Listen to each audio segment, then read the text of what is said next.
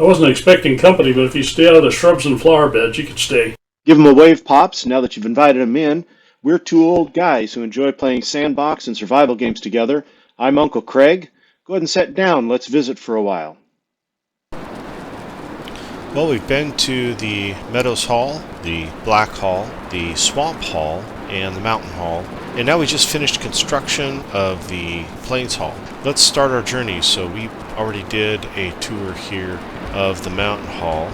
Let's go and make our travel to the Plains Hall. We use our portal down here. Again, as usual, it is currently named Mountain Hall, MTN space Hall. We'll change it to Plain Hall, Plain space Hall. Again, I would not only advise but ask that folks don't travel to the Plain Hall until they have defeated the boss in the mountains, Modar, and then feel free to come, following the spirit of the server. Now we're connected to the Plain Hall portal, but now we're going to name it back before we jump in, name it back to Mountain Space Hall, and then jump through. Now both portals are open so that other people can also travel to these different locations. And you'll see right off the bat we have the cartography table right in front of the area, right in front of the portal. So when you come in, you have the option of using that if you'd like. Everything's iron beams and stone here on this floor. Here's Pop's temporary bed. He's going to be moving these chests up soon. And I want to explain a little bit. We have these artisan tables at four corners just because we knew that we may want to construct things that require the artisan table throughout or around this hall. We may not need all four of them, but they're still there. Underneath this floor, there's also workbenches at all four corners. And then right about here underneath the floor, there's a stone cutter and a forge. And so there should be plenty of support for construction changes if someone would want to do that. Though I probably recommend not trying that because you could destabilize something underneath that causes things above to cave in. Over here you'll see our cooking area, and let me talk a little bit about how this is arranged. You can use the chests however you'd like around this area. Let me describe a little bit about how we are using this. So we have the cook pot that is fully upgraded with everything it can have in the up in the mountain or the plain biome. You have cook stations on the left and the right of the cook pot, and then one large cook station there behind. You have an oven over here, a stone oven, and then a fermenter on the end. And we have the upgrades for everything here again as far as the mountain biome will go, of the plains, I should say, biome. Now in this section here you'll see this decorative work. This is really kind of to handle the smoke. So if you notice, the smoke is going in there, but it's not extending beyond there. The chests, like I was saying before, on this end we have vegetable type things. We have raspberries, mushrooms, things like that that you would find in the Meadows and Black Hall biomes, or excuse me, Black Forest biomes. Over here we have cooked foods that might be along that line. So like I think over here we've got Queen's Jam and Muck Shake. In the center section we've got meats and mob byproducts, and then down here cooked items that would be from those. Then on this side you have the vegetation type of products. In the upper biomes you got the yellow mushroom and onion, and down here cloudberry. And all of it is accessible to the cooking stations, and so that's all you got to do is keep those chests full. Down here you have cooked items using those and some other things. This chest here and the other one on the other side of the stairs is for feeding the resin to the scones here. Here's Pop's still. We actually highlight that in the automatic fermenters video. So that's your cooking area. Now here's where you do all your crafting. Again, a little bit different than the mountain hall where we had the storage chests underneath the workstations. Here we've mixed them all in with the crafting stations, and they're again fully upgraded to plains level. On the left here is all things that are used only by the workstation, the workbench. This center section of chests, which are most easily accessible on the back side, are for those things that both the workbench and the forge might use. And over here on the right is things that only the forge would use. On the bottom row is primarily things that are not necessarily used in the benches but are used for construction. Portals, things like that. Circling cores for portals, stuff along that line. those lines. Here you'll see we have our spinning wheel makes our thread, and this is the accessibility of those chests that are back here. We have the other adds that are here. Up here you have chests for coal that will feed the hanging braziers. You have one on this side, one on the other side. Back here you've got chests that are related to ores, so most all these have ores and bars in them. These two are actually for barley and barley flour, and we have a windmill upstairs. And this is for black metal and the black metal bars. On the other side of this wall here you will find the kiln and the smelter and the blast furnace.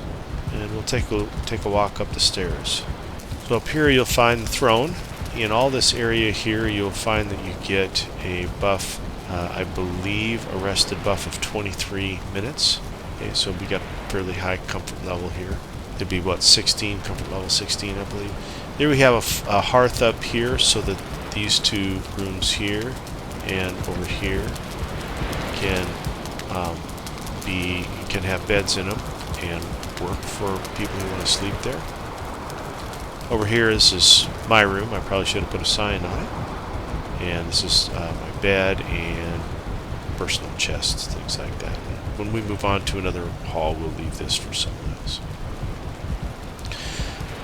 Now here behind the throne, you've got a jacuzzi. So you get the jacuzzi back here that you can hop in and use. Please take your clothes off, clean up after yourselves. And I have a workbench back here primarily to help be able to repair these sections here. So we have plenty of workbenches, but this is the only one I think that we have upstairs. And it's out here so we keep the wood up. And down below here you'll see the roof that we have for the dock out back. Or it's not really a dock, it's just a patio, and I should have shown that. We'll go take a look at that when we go back down. This is our roof. Was quite intricate to try to come up with what we needed there, but I think it turned out just right. And from the back side, this area actually looks really majestic, I think. Alright, out back here is where we have our windmill. And this is where also you can put the barley flour. I think we got barley there. And it'll be processed and turned into barley flour. Right over here, this is the one part, this wisp fountain. We'll take that out when we move on to the Mistlands, because you really don't get that until after you defeat Yagluth. And we expect people to be in this hall while they're trying to work their way up and take out Yagluth. And then of course here's my emergency portal. This one's named Craig. When I move out of this area, I'll take that with me. And I recommend everybody establish one emergency portal for themselves in the hall that they're currently centered at. You'll notice we got the hanging braziers up here all the way through, and there are chests here and one over here for keeping the sconces lit with charcoal. And a kiln out back produces the charcoal. You also get charcoal from Surtlings, so you should be able to keep your supply up fairly well. We show the balcony. Let's go out this way. So all along here, anywhere along here, you've got this balcony that keeps you from going over the side. But you can also shoot over the side. I could take out that fueling that's way out there, but I'll leave it. There's probably one closer as well. And so you can snipe things from up here on this balcony. It was a little tricky to design, but I think it came out really well. I tried a couple different things. There's one thing that I tried on the mountain hall, and I did that here, but I just didn't quite like the way that it looked or worked, and so I somehow came up with this. And it worked out really well. Let me show you out here. This will take you all the way down to that corner, but it'll end. It terminates right there. So you can't really go all the way around on the outside.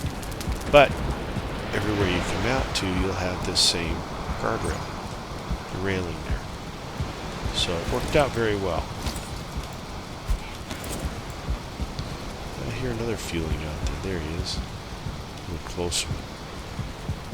Alright, and then you saw out the back deck. We have the same type of thing out along by the jacuzzi.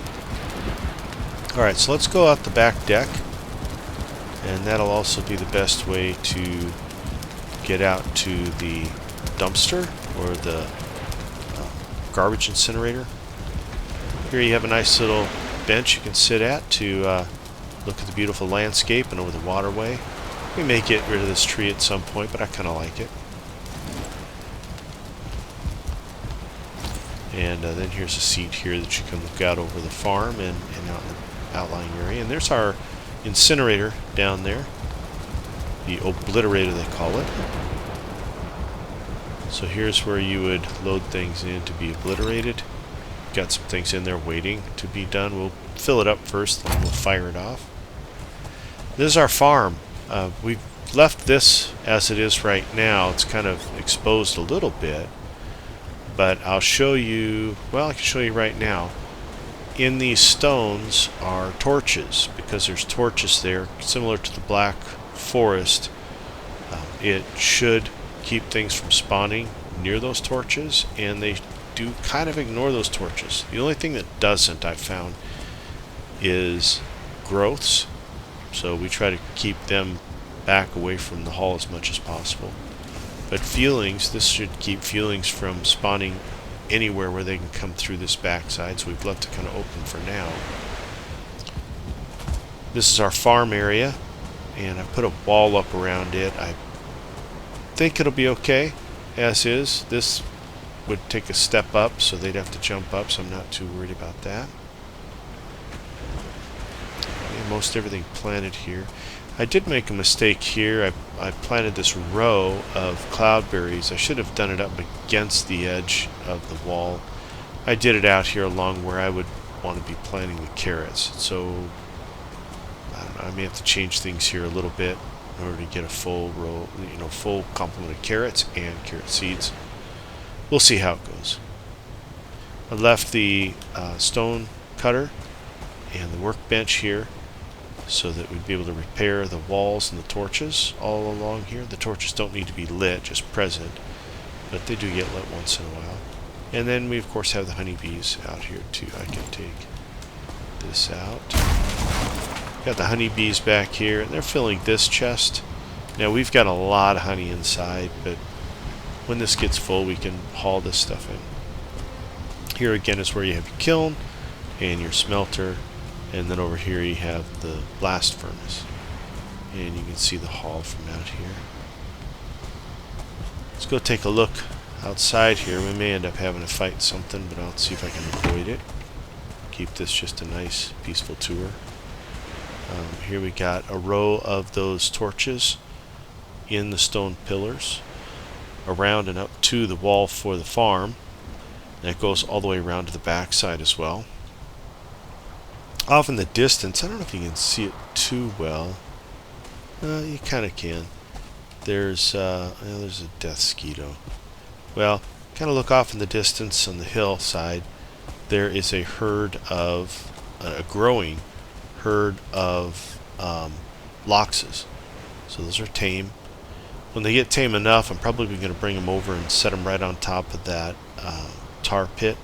I raised up the earth around that of that tar pit, so that now they will spawn not in tar but up on that dry ground. So it'd be a nice area to bring the herd in. I want it to be a large herd before we bring it anywhere near the hall. Otherwise it takes them longer to kill the mobs, and while they're trying to kill them they're spreading out, getting closer to the hall.